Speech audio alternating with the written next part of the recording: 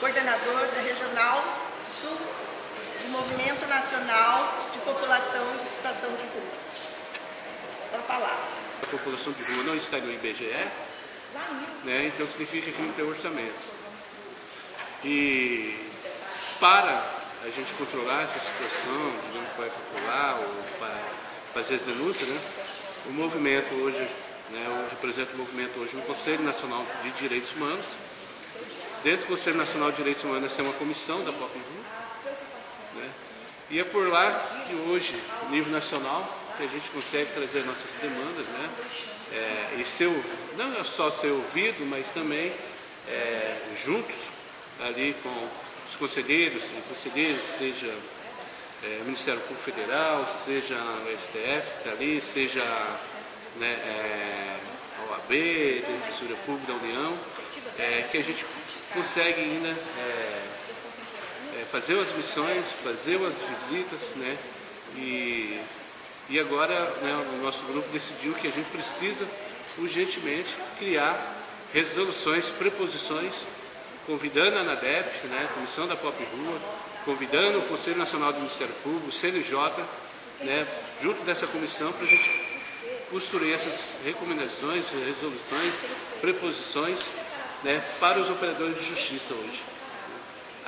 Nós precisamos muito que a Defensoria Pública, né, os defensores e defensores públicos, acolhe a população de rua, não só acolher, mas encaminhar as demandas, né, né, que não só dentro da Defensoria Pública, mas também dentro do Ministério Público, também a gente está fazendo isso. Hoje nós estamos tentando entrar dentro do Tribunal de Justiça, né, dando essa visibilidade para esses juízes conhecer também a população de rua, entender que tem um decreto, né, que se completa 10 anos da política nacional esse ano, né, 10 anos, e vai ser lembrado agora dia 3 e 4 de dezembro num grande evento internacional, né, de vários países vão estar aqui e mostrando também o modelo, né, os modelos de porta de saída hoje, né, de fato, que é a moradia primeiro, né, moradia primeiro. Hoje no Brasil tem dois modelos, um do governo que é Porto Alegre e o outro, né, que será apresentado pelo Instituto Nacional de Direitos Humanos, né, nesse grande evento, né. A gente acredita também que, fora essas violações, para prevenção dessas violações, né, se a gente consegue colocar esse povo dentro da moradia, né, ele consegue viver mais, né? Até porque hoje a população de rua, ela acaba morrendo aos 54 anos, né? Ela não chega aos 54 anos, né? E isso porque é a falta de uma alimentação adequada, né? É falta, por exemplo, Curitiba é uma cidade que as torneiras é fechada, né? A população de rua não tem acesso ao banheiro nem a água potável, né? Pirou as outras políticas. Então, e aí, quando recebe uma alimentação às vezes assim, muito sal, muito açúcar, né, acaba fragilizando mais ainda essas pessoas não chegam a 54 anos. Então, para nós é importante, né, esse acesso à moradia, né? A gente não está falando de ser dono da moradia, a gente fala isso. Eu estava aqui ontem no Tribunal de Justiça, né, do Rio de Janeiro, e aí a gente estava falando sobre as mães em situação de rua, né, as grávidas em situação de rua, né, que a política hoje é quebra familiar, né, retirada da criança, né, e aí é tão cruel, assim, algumas pessoas técnicas que trabalham com a gente, que aí tinha uma companheira nossa do movimento aqui do Rio, né, que foi retirada 2 vezes o filho dela. E aí um dos técnicos perguntou para ela assim, mas qual é a política, o que você precisa agora? Ela falou, casa, né? E o cara falou assim, não, mãe. Aí outra veio, mas o que vocês precisam? Ela falou, casa, né? Mas o que você quer, né? Aí, ela falou, casa. Aí ela não aguentou, né? Uma tortura psicológica que é do sujeito que fez uma academia, do sujeito que ele acha que tem o direito de impor, não é nem achar, né? Porque ele estudou na academia, mas ele não passou a fome, ele não é expulso, ele não sofre aquela violência, mas ele tem o direito de dizer que para aquela mulher que perdeu 2 filhos, a política dela é um acolhimento, um albergue. Sendo que aí no Rio, né, e ela relatou muito claro isso, que quando ela foi pedir socorro para a rede do Rio, não, você pode pegar aqui, você vai ficar numa morada, a gente vai colocar você no acolhimento, e de dia você vai arrumar emprego, e a hora que você chegar, seu filho está lá. Mentira! A primeira coisa que foi, quando ela chegou, retiraram a criança dela. Né? Então a gente precisa sim, precisa desse olhar, né? E trazer para vocês, defensores públicos, né? Um olhar, né? Não de coitadinho, mas de sujeito de direitos, e que precisa ser acolhido, e a demanda tem que ser, né, encaminhada, né, hoje em nível nacional. Né? Então, nesse sentido, a gente está em 20 estados hoje, né, a coordenação, o Movimento Nacional da População de Rua está em 20 estados. Né? Somos aí pessoas em situação de rua, trajetória de rua, né? E a nossa, o decreto 7.053, o nosso desejo é a política nacional mesmo, né, da população de rua. Né? Nós se organizamos não para levar um cobertor, para levar uma comida para a rua, né? Mas que esse sujeito seja tratado, que aqueles que querem ficar em situação de rua com dignidade, com justiça, né? E aqueles que querem sair, que eles possam ter uma oportunidade, né? Uma oportunidade que hoje que a gente fala moradia, né? Porque através da moradia ele consegue acessar, né, o trabalho, né? Porque aí tem um comprovante de endereço, né? Ele pode acessar a escola, né? Ele consegue acessar alguns direitos dele que hoje ele não consegue por não ter comprovante de endereço, né? E uma é a própria justiça, né? Como o Renan falou um dia para mim, que a Justiça Federal de São Paulo não queria entrar com ação porque o sujeito não tinha comprovante de endereço, né? E isso, a gente acompanhando em vários estados, a gente viu para a gente reduzir essa violação, essa violência contra a população de rua, é isso, né? E aí eu agradeço mais uma vez em nome do Movimento Nacional da População de Rua, essa oportunidade, né, de poder trazer um pouco aqui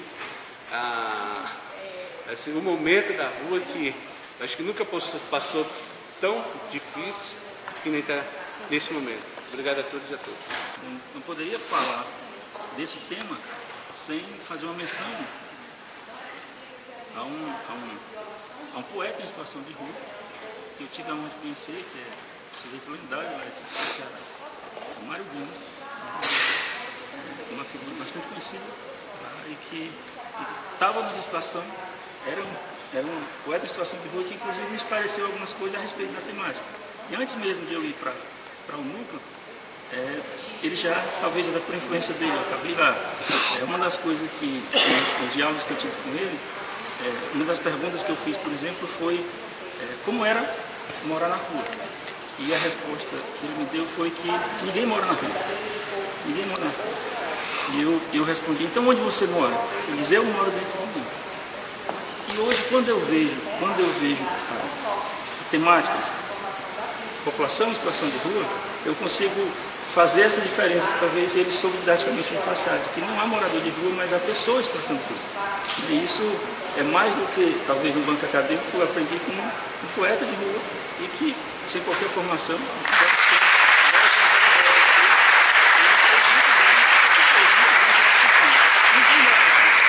ele morava dentro de si, e o problema é que muita gente nem consegue morar dentro de si. Talvez pela liberdade poética ele tem essa virtude, ele consiga esse abrigo. Mas a maioria das pessoas talvez nem tenham isso. Então o propósito nosso aqui é enfocar essa questão e foi proposto que a gente traçasse um cenário, desafios e êxitos dessa questão. O cenário não precisa trazer a experiência do Ceará.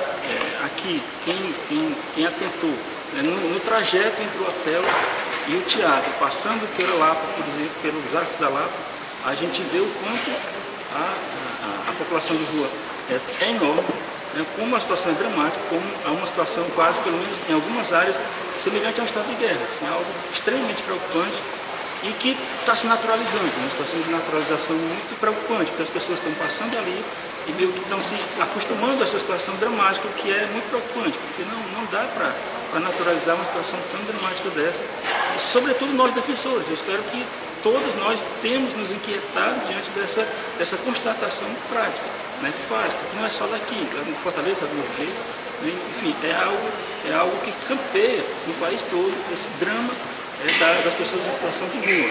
Né? E aí, quanto aos desafios, os desafios poderiam ser resumidos a como manter algumas conquistas mínimas e como, de repente, avançar nessa temática tão difícil, tão árdua, diante de um claro desmantelamento do Estado Social no país, né? Que é muito claro que já vem de algum tempo.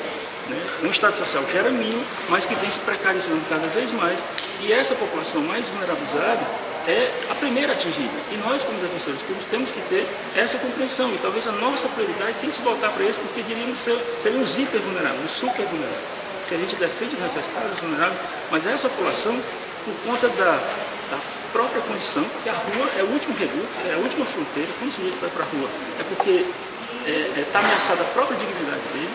Então é algo que é a situação talvez mais dramática do ser humano. E nós, como defensorias, como agentes públicos encarregados de tentar contornar esses problemas, a gente tem que ter uma prioridade em relação à população de rua. E eu lembro nisso, falando com um colega, de como lidar com a situação dessa. Um colega me lembrou uma passagem muito interessante sobre o Paraíso Perdido de Milton, em que ele disse que ressaltou, e achava muito importante ser trazida uma discussão que eu tive com ele, a história de uma passagem que os anjos caídos do Paraíso Perdido, após serem expulsos do paraíso, para surpresa do próprio Criador, eles não se propuseram a uma revolta soldada contra quem os expulsou. A primeira medida que eles tomaram foi se reunir numa ampla assembleia, sentarem na mesa e travarem uma discussão muito aprofundada sobre aquela questão. E aí eu falei para o meu amigo, mas nós não somos demônios. Ele disse, nós não somos demônios, mas os demônios se reuniram e nos expulsaram. Será que não era a hora da gente fazer o mesmo? Isso me colocou em inquietação. Ou seja, eles souberam se organizar. Será que a nossa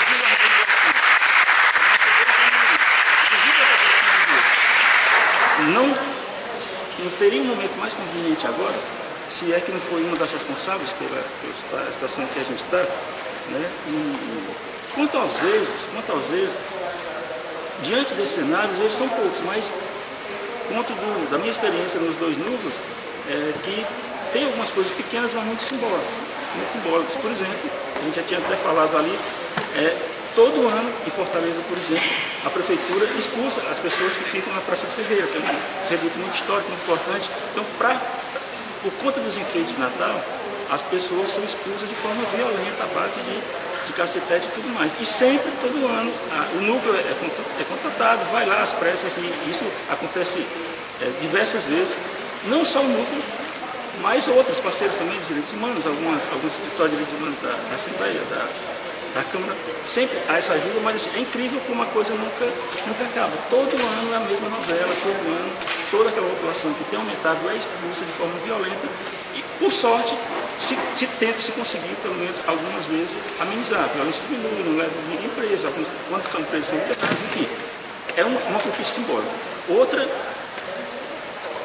no acompanhamento de algumas ocupações que acontecem em Fortaleza, por exemplo, vez por outra se consegue manter aquela população. Há muitas áreas ainda, há muito espaço não utilizado em Fortaleza, e é comum as pessoas ocuparem esse espaço, sobretudo até a população de rua também ocupa, e aí vão à defensoria tem dezenas, centenas talvez de procedimentos nesse sentido, e vez por outra eu lembro de um específico de Cajazeiras em que se conseguiu eliminar para se manter a pessoa lá. Quem entrou não conseguiu provar a propriedade, a posse, enfim, era uma coisa de herdeiro muito remota e não se conseguiu demonstrar essa propriedade, e de forma até surpreendente se manteve essas pessoas lá.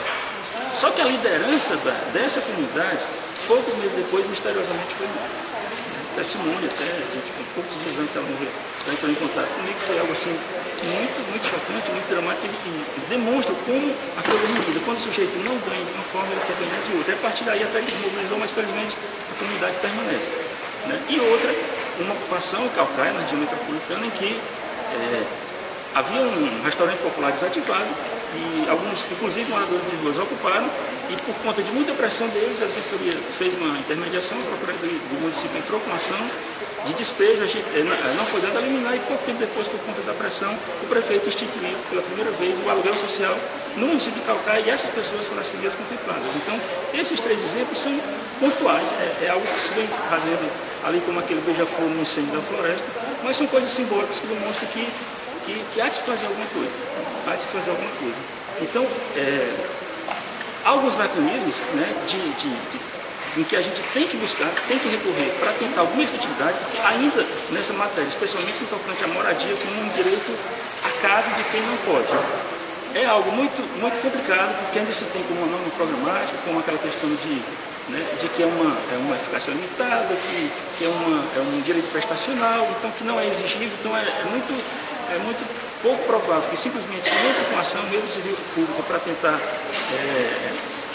se atribuir a alguém a casa, se conseguir isso, quando se tentou, não se conseguiu, o judiciário é bem acanhado nesse sentido, de reconhecer uma eficácia plena do direito de moradia nessa perspectiva de uma casa para quem não possui. No máximo se consegue, por exemplo, quando acontece uma ocupação, se cria um fato e aí a Defensoria entra e tenta mostrar que na verdade ali é uma luta por direito, é uma tentativa de tirar leite de pedra, e em alguns momentos o judiciário acaba reconhecendo isso, ainda com alguma dificuldade, com muito preconceito e tudo mais. Mas a gente deve utilizar alguns mecanismos que existem, por exemplo, o Estatuto da Cidade, uma série de leis que vieram depois, prevê alguns mecanismos, como a regularização fundiária, especialmente de assentamentos urbanos, que é um viés muito importante, inclusive que a população de rua tem que atentar para isso, ou seja, às vezes não adianta só esperar, você tem que criar o fato, as pessoas da ocupação criam muito fato, e a parceria deles com o núcleo de habitação em Fortaleza e moradia é muito intensa. Então, assim, simplesmente esperar que a própria Defensoria, inclusive, chegue e resolva, normalmente não funciona.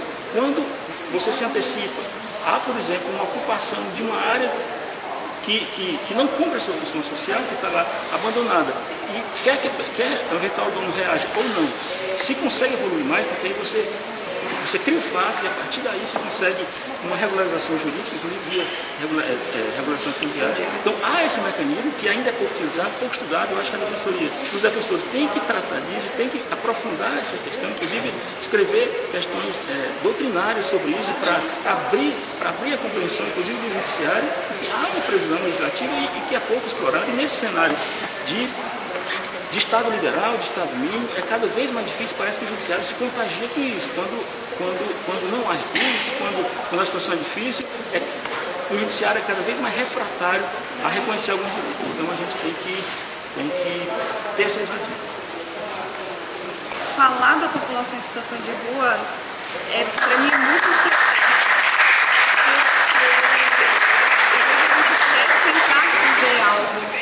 Especial para essa população que é tão vulnerável, e a gente encontra muitos entraves.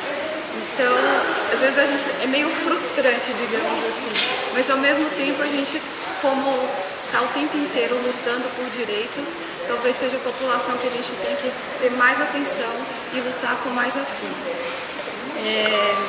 Hoje vindo para cá, também passando pelos arcos da Lapa, eu vinha de Uber e eu achei interessante o que o motorista falou. A gente falando sobre a diferença de Curitiba e do Rio de Janeiro, ele falando, me disseram que Curitiba é uma cidade muito limpa, muito organizada, e eu concordei que realmente é uma cidade muito limpa, muito organizada. Ele falou assim, e esse tanto de pessoas aqui na rua do Rio de Janeiro, eu falei assim, Curitiba também está nessa mesma situação. O Brasil, infelizmente, está nessa mesma situação. Aumenta a crise econômica e a gente percebe que o número de pessoas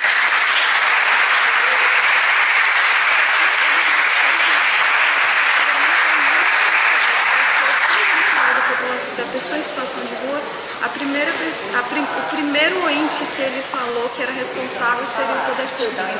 E normalmente as pessoas mais leigas no assunto culpam a própria pessoa que está em situação de rua por aquela situação.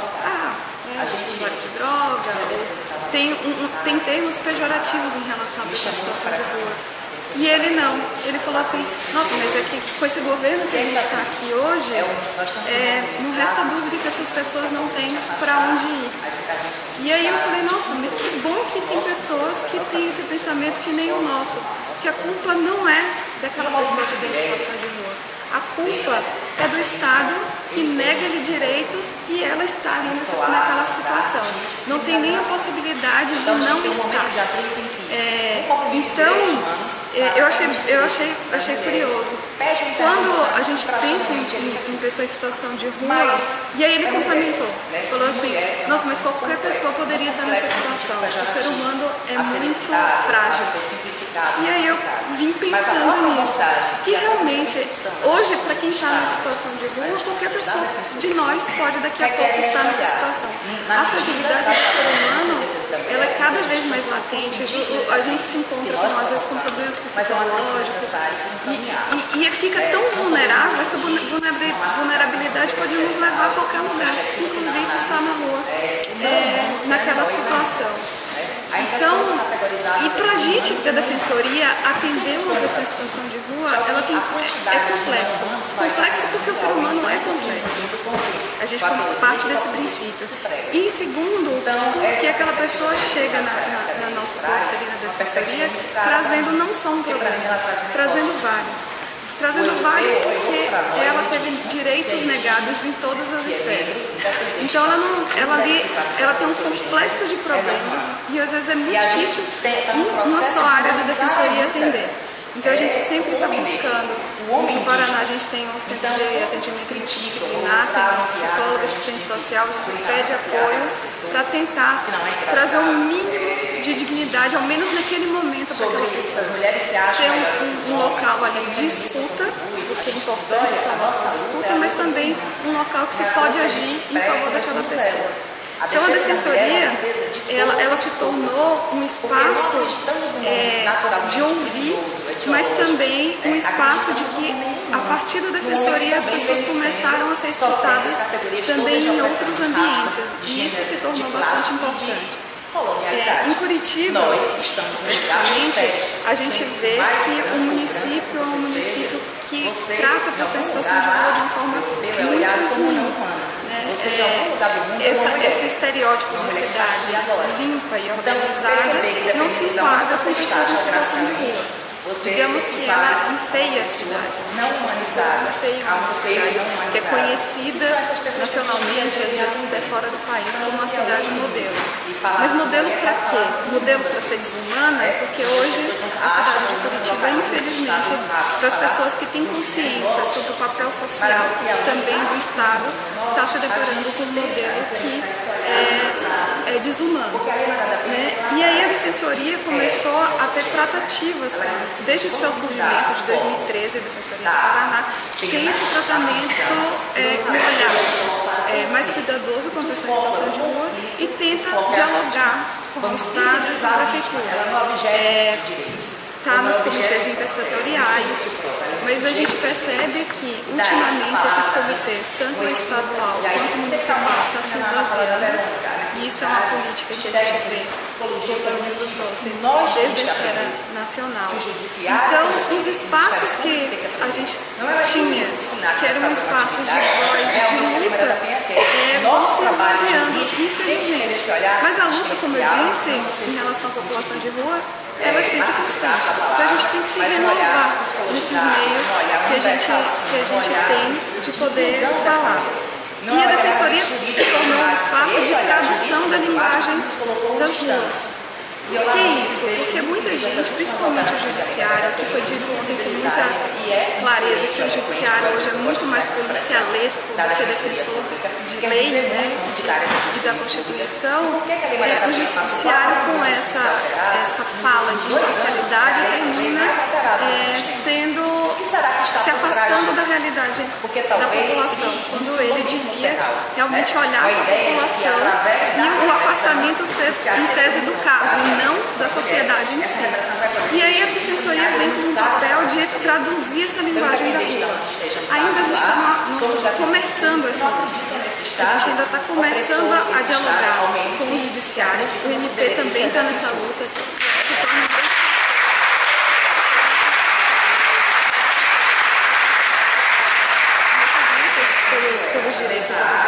situação de rua, mas é importante trazer o judiciário também para essa luta. Por quê? Porque quem vai decidir no final de uma demanda que a gente entra em ação civil pública vai ser o judiciário. E se ele não consegue compreender o que está dentro ali daquela petição, quais são as pessoas que vão ser atingidas e de que forma o judiciário pode mudar a situação dessas pessoas, vai ser mais um caso que vai ficar como papel e não como pessoas, né? Então essa possibilidade de traduzir a linguagem da rua, a gente está aprendendo também, que é uma situação das pessoas estarem na rua há muitos anos, mas a Defensoria, querendo ou não, é uma instituição muito nova e a gente vai aprendendo com as pessoas que estão na rua a tentar traduzir essa fala para o judiciário. E outra situação que a gente se depara é que essa política social, ela tem como entrave principal a questão orçamentária. Então, além do judiciário, a necessidade de trazer o judiciário para essa conversa, é importante trazer também o legislativo, porque é de onde saem as leis orçamentárias, para trazer efetividade aos direitos sociais. Hoje o movimento nacional lá no Paraná já está fazendo essa conversa principalmente com a Assembleia Legislativa e a Câmara de Vereadores de Curitiba, porque é de lá que vem a previsão orçamentária para executar as políticas sociais, né? Então, os avanços estão vindo, apesar de tempos de retrocesso. A gente, como disse o nosso colega, hoje a gente está tentando não perder as conquistas e as batalhas são constantes. São duras, mas acho que todo mundo está na luta, né, Leonildo?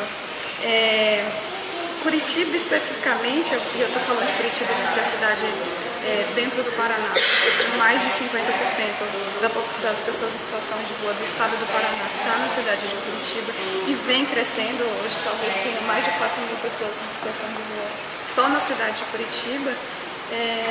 Desculpa meu tempo.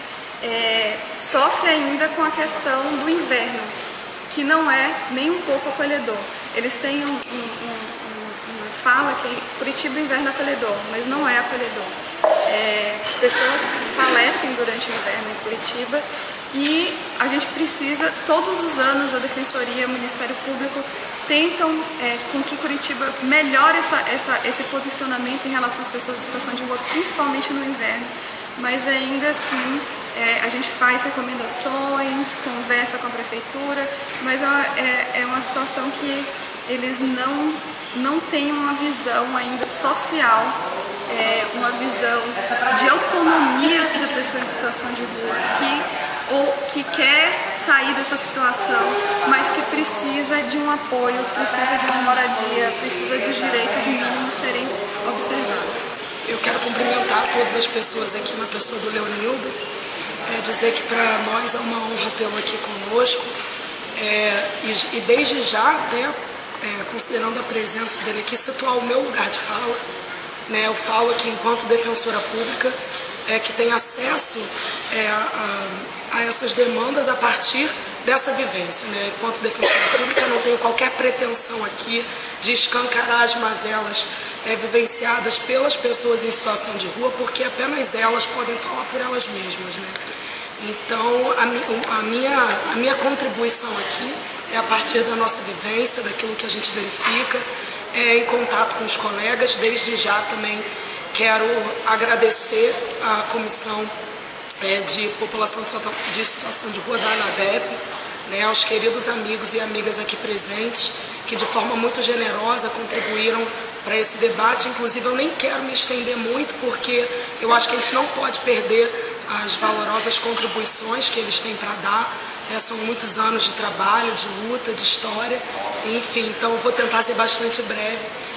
E também desde já pedindo até para que as associações indiquem membros para a composição dessa comissão, para o fortalecimento dessa comissão, para que a gente possa desenvolver em âmbito nacional o trabalho da Defensoria Pública voltado para esse público específico, né? E aliás, esse até é o meu tema, o tema que hoje eu venho aqui falar, exatamente dos desafios da Defensoria Pública no atendimento às pessoas em situação de rua, né, e os desafios institucionais na construção dessa política. E aí também fazendo referência à brilhante tese apresentada pelos colegas também anteontem, que também abordou esse tema de forma muito ampla, no sentido de que teve a contribuição de muitos estados, né? Não ficou voltado a um estado específico, mas era...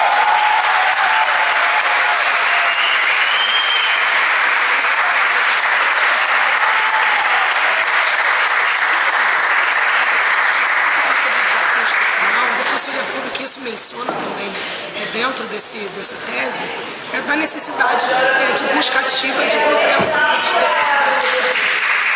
A população social de rua, a experiência de expressão, ela não acessava a defensoria pública anteriormente, né? Um nível de vulnerabilidade às vezes é tão alto que a pessoa desconhece até essa ferramenta de utilização. E assim era no Espírito Santo. E aí a gente promove, né, trabalha de forma ativa para justamente capitalizar os atendimentos da Defensoria Pública. E no Espírito Santo a gente começou buscando um atendimento integrado junto aos mecanismos existentes no Estado de atendimento às pessoas em situação de rua. Aos centros POPs, aos abrigos, a abordagem social, justamente para trazer para dentro da Defensoria Pública essa demanda que até então não existia. E aí a gente desenvolve um trabalho nesse sentido. Só que aí, tentando se atentar para essas especificidades. Então essa é uma das especificidades. O defensor ele não pode esperar que a demanda venha até ele. O defensor vai até a demanda. Isso é fundamental. E a partir do momento que o defensor vai até a demanda e essa demanda chega até a Defensoria Pública, isso traz uma responsabilidade para nós e um comprometimento institucional nesse sentido. Como atender essas pessoas? Quais as especificidades que essa população traz? O que ela demanda de nós? Então já começa por aí. A necessidade da Defensoria Pública, inclusive, instituir grupos de estudo, fóruns. Tem alguns estados que já têm experiências exitosas nesse sentido, justamente para trabalhar a construção dessa política. É uma população que, obviamente, não demanda agendamento, né? Por questões óbvias, né? A demanda chega até você, você tem que atender, tem a prioridade no atendimento, e essa prioridade de atendimento é por questões óbvias. Até a Tony e eu conversávamos ontem sobre isso, né? As pessoas estão no centro pop, e tem o horário da alimentação, e tem o horário que a pessoa sai e retorna ao centro pop, ou seja, ela não pode chegar na Defensoria Pública e passar e esperar ela gosta de uma prioridade de atendimento, justamente em razão dessas especificidades. E aí tem os prédios da Defensoria Pública. Bom, se a Defensoria está em prédios que demandam documentação para entrar, muitas vezes essa população não tem documentação, né? E aí entra as questões formais do tipo, vestimenta, se está de calça, se está de short, se está de chinelo, pelo amor de Deus, né? E, enfim, então parecem questões óbvias, mas a gente esbarra em alguns entraves nesse sentido. Então é muito importante que a Defensoria Pública ela se atente para isso. Outra questão que a gente abordava anteriormente, né, da própria organização espacial da Defensoria Pública, onde a Defensoria Pública está. E como acontecem esses encaminhamentos? Então a pessoa chega para você faz o atendimento dela com relação a uma área específica,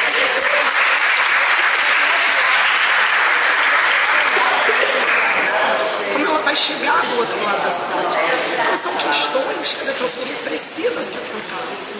E aí eu chamo a atenção também para o seguinte: o núcleo de direitos humanos, normalmente essa busca ativa, o desenvolvimento desse trabalho, começa a partir dos núcleos especializados que são criados justamente para potencializar esse atendimento. Só que o núcleo não pode virar um mecanismo de exclusão ao invés de um mecanismo de inclusão, né? Então, quer dizer, a partir do momento que a população social de rua passa a acessar a Defensoria Pública e entende que existe essa ferramenta à disposição, todo defensor é defensor de pessoas em situação de rua. Isso não é uma política que tem que ficar restrita ao núcleo especializado. Então, quando a pessoa em situação de rua acessa ao núcleo de triagem ou qualquer outro núcleo de mediação, de solução extrajudicial de conflito, Mesmo porque, muito embora, existe até um documento do CONDEG que a gente produziu em 2016, que também vocês, se tiverem interesse, podem utilizar, onde tem orientações ali para atendimento a pessoas em situação de rua. Mas quando você olha aquele documento está lá, documentação, benefício, situação de rua, tem situação de cárcere também. Mas a gente não pela situação de rua, vamos de inventário da família, é uma complexidade enorme.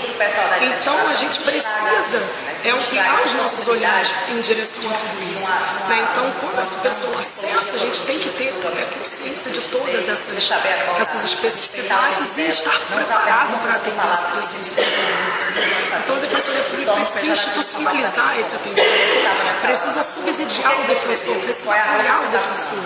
Né? Tem que sair dessa margem do voluntarismo. Parece que quem atende pessoas em situação de rua é gente muito vocacional, de todo e todos, né? E aí, só para finalizar, eu queria lançar uma ideia de uma proposta, que ontem também conversávamos a respeito disso. Ano que vem é ano eleitoral, né? E quando a gente estava no Núcleo de Direitos Humanos, na última eleição, a gente se atentou para uma possibilidade, né, de tentar trabalhar na questão da regularização do título de eleitor dessas pessoas, porque infelizmente hoje a política no Brasil é voltada para capitanear votos, né? E as pessoas em situação de rua, a dificuldade de dados, a dificuldade de acesso à política.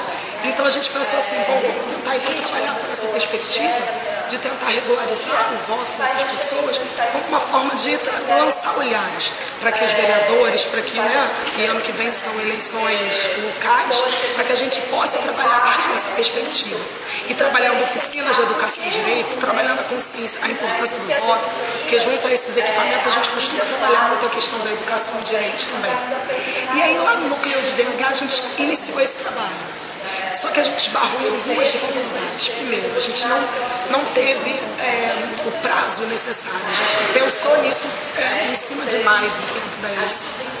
E a gente pensou na parceria com o Centro Pop, justamente por conta do domicílio eleitoral. E reuniões com o TRE, para que a gente colocasse a urna dentro do Centro Pop, para que as pessoas pudessem votar, e trabalhamos sempre.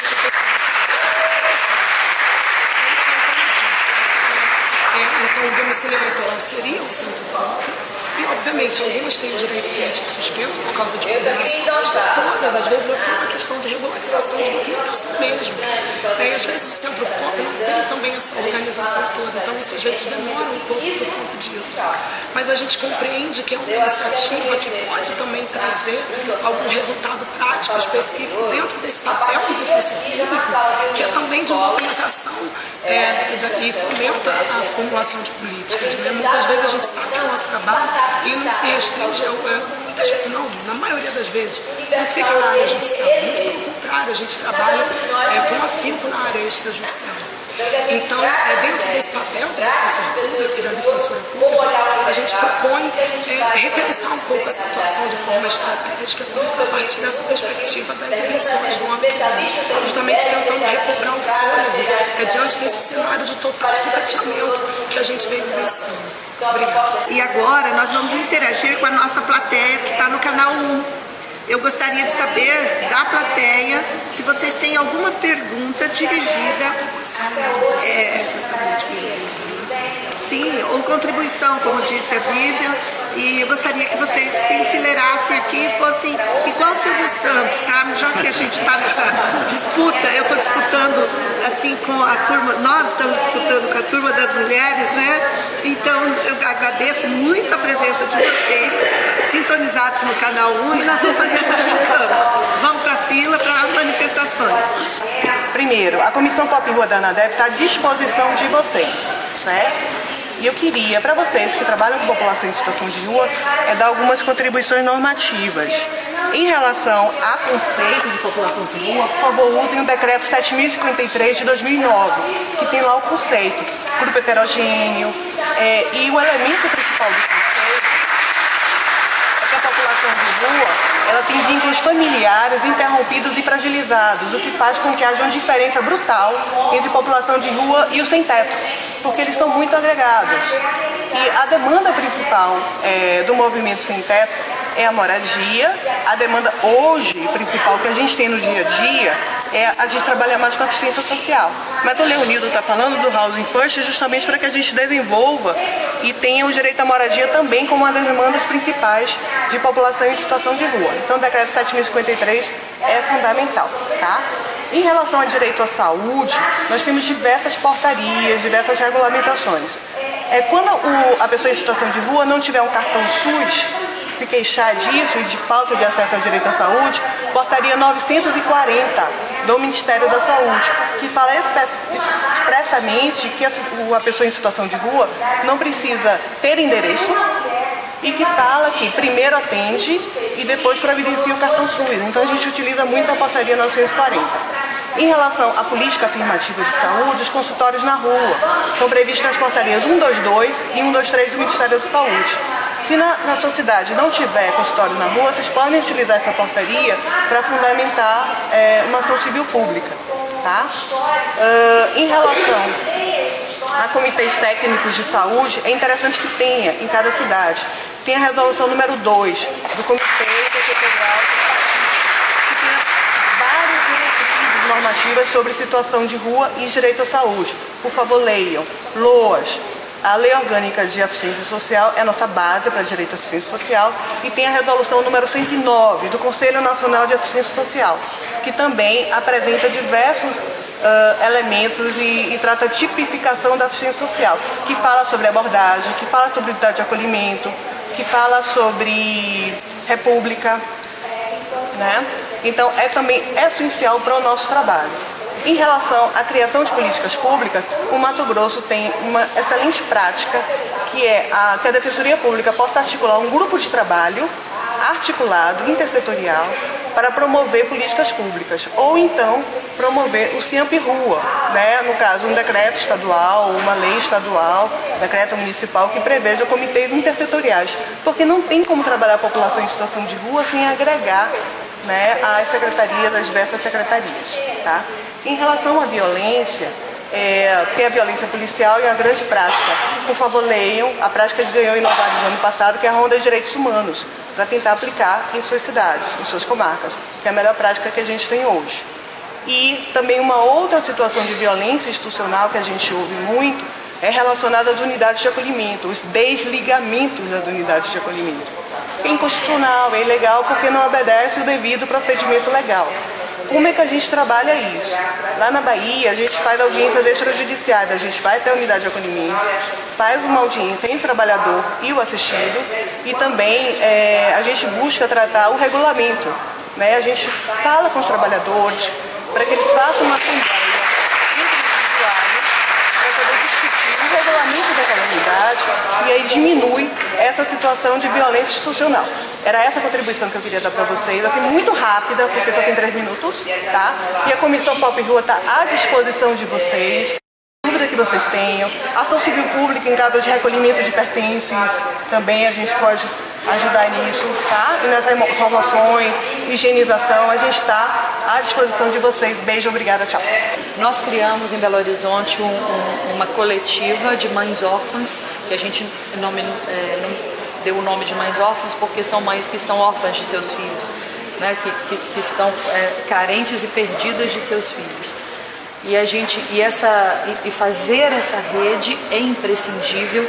A Defensoria de Direitos Humanos, junto com a Defensoria da Infância, junto com a Defensoria Federal, junto com áreas da saúde de Belo Horizonte, com assistência social, com infância, com várias áreas, porque os agressores, no caso, são o Ministério Público e o Juízo da Infância, que tem essas atitudes muito preconceituosas com relação a essas famílias.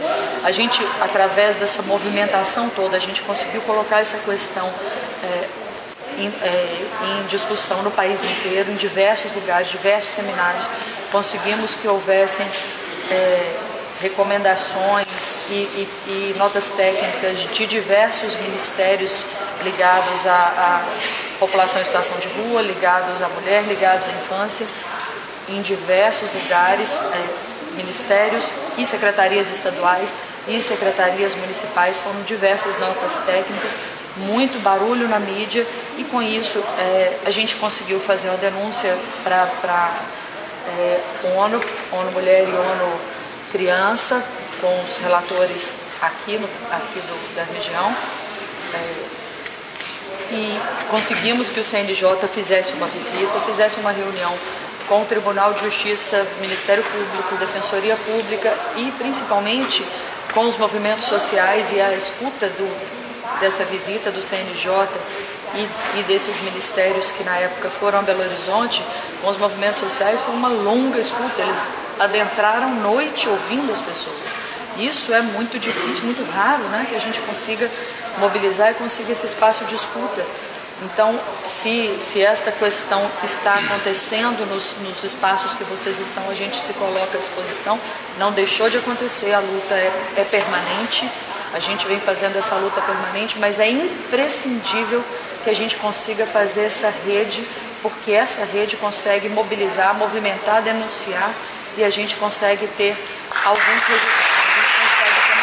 O principal resultado foi conseguir com a prefeitura que essas mães sejam acolhidas, mães ou famílias, quando elas estão com o pai também, sejam acolhidas em espaços de acolhimento para famílias, que é diferente de acolher a criança e separar mãe e filho, que elas sejam acolhidas em espaços de família, e a gente conseguiu evitar que muitas crianças sejam levadas.